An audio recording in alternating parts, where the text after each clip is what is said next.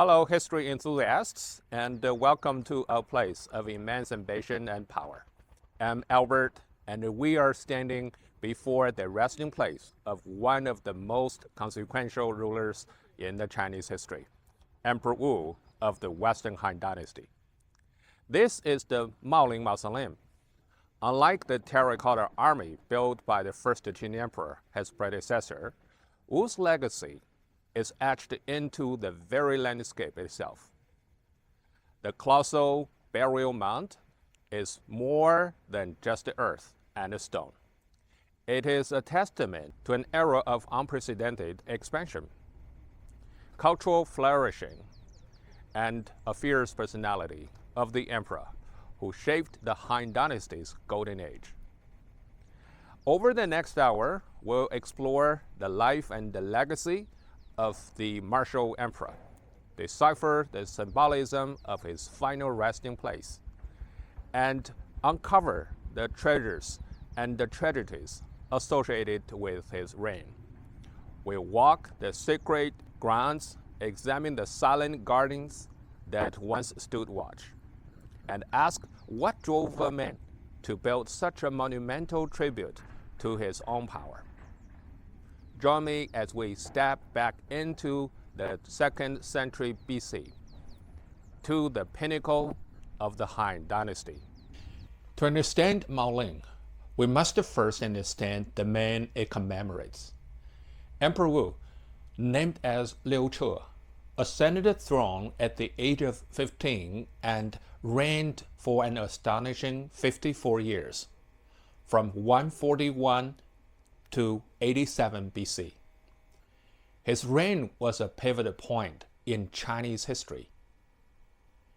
He was a ruler of grand contradictions, a patron of art and culture who established the Confucian state ideology, yet also a ruthless martial emperor who launched relentless military campaigns to expand the empire's borders further than ever before. He effectively subdued the nomadic Xiongnu confederation to the north, sent explorers west, opening the Silk Road, and incorporated vast territories into the Han realm. But such ambition came at a tremendous cost. Continuous warfare drained the treasury and imposed heavy burdens on the population. This duality, the glorious achiever and the demanding autocrat, is central to understanding the scale of his mausoleum. The centerpiece, of course, is this immense pyramid-like mound. It stands about 46 meters high today, though it was likely taller in antiquity, with a base perimeter of over 240 meters. The sheer volume of earth moved for this project is staggering, a physical manifestation of the emperor's command over human and material resources. The entire mausoleum complex was laid out like the Han capital, Chang'an. The mound represents the imperial palace. Surrounding it were 2 layers of walls with grand gates and watchtowers. Beyond these walls was the mausoleum town, a dedicated community serving the tomb.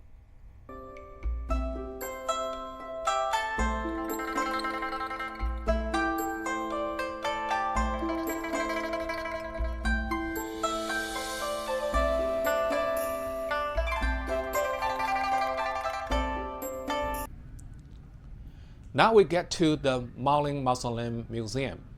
It is dedicated to the vast tomb complex of Emperor Wu. The museum grounds preserve a remarkable collection of Han Dynasty funerary art.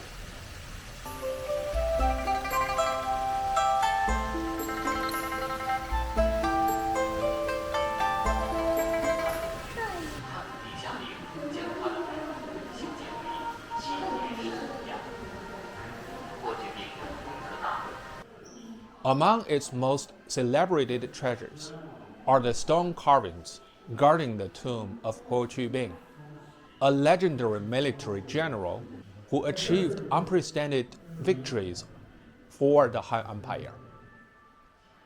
The museum's exhibition halls house a vast collection of excavated artifacts that paint a picture of Han Dynasty life and its pursuit of immortality.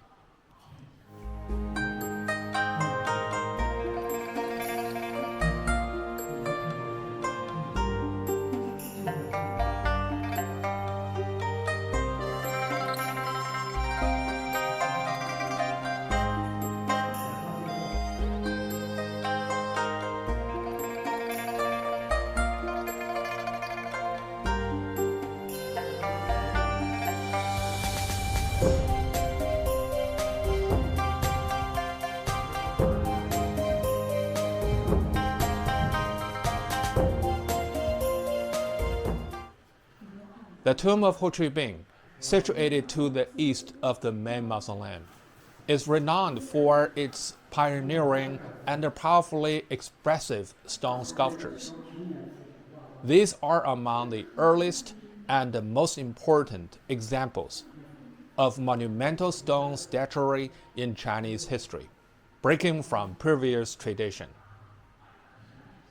Commissioned by Emperor Wu in honor of his favorite general, who died young in 117 BC, with carvings were designed to symbolize the rugged frontiers Qubing conquered.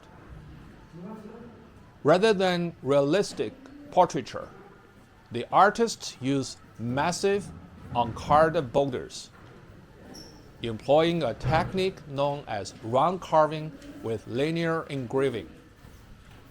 The natural shape of the stones was minimally modified to suggest the forms of various animals, with details added through incised lines. This creates a monumental, primal, and a deeply expressive aesthetic. The most famous of these is a horse trampling a Xiongnu warrior. This dynamic sculpture is a masterpiece of political symbolism. It depicts a robust, majestic steed standing proudly over a bearded, struggling barbarian warrior. The composition vividly communicates the Han Dynasty's military supremacy over its Xiongnu nomad adversaries, the very achievement that defined Qubing's career. It is considered a seminal work of Chinese patriotic art.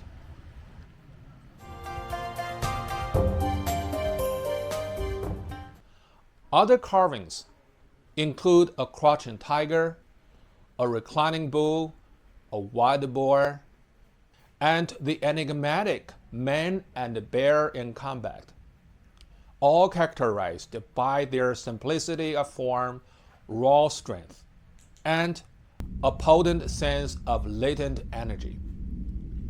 These sculptures are not merely decorative.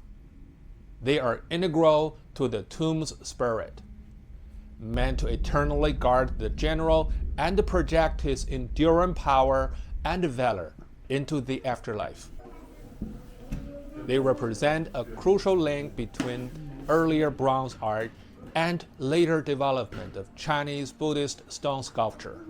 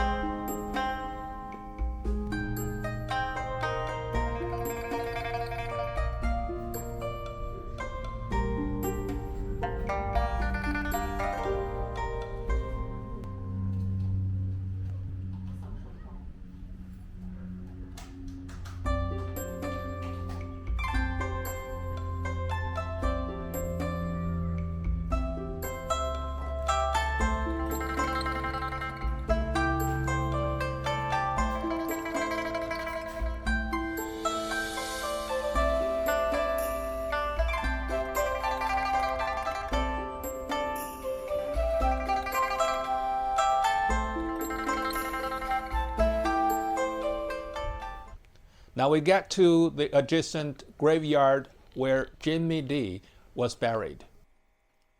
Jimmy D was a highly unusual and prominent figure during the reign of Emperor Wu of the Western Han Dynasty.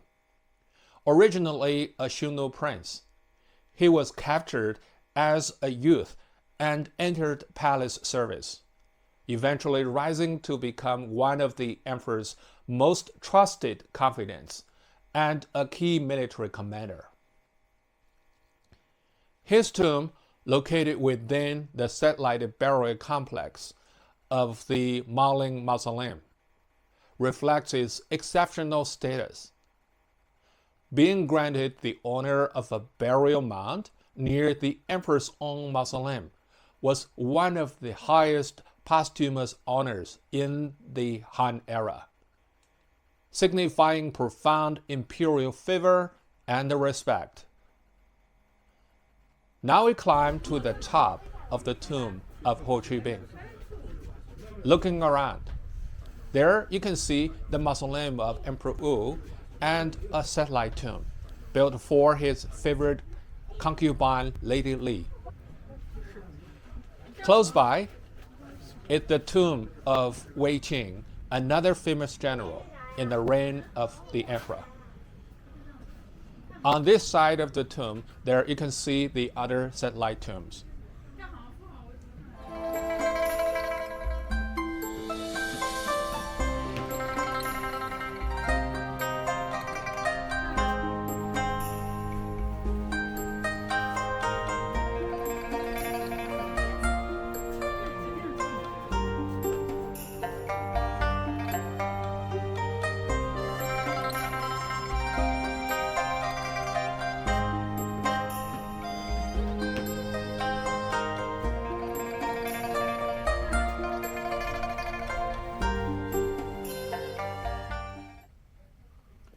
Thank you for joining me on this journey to the heart of the Han Dynasty.